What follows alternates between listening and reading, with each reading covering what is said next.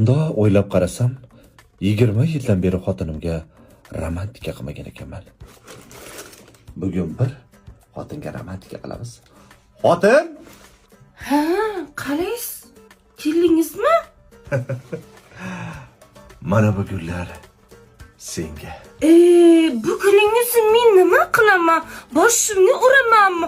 Undan ko'ra pomidor olib kelmaysizmi?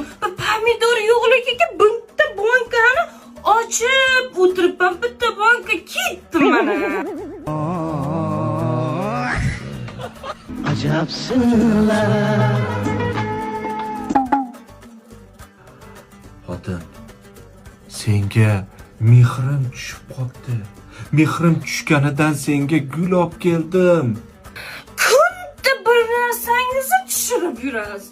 Har ana kuni plastingizni tushirdingiz, bir kuni mashina kaltim tushirasiz.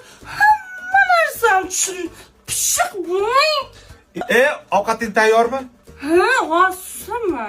Jim, sol, yeyman. Choy iching.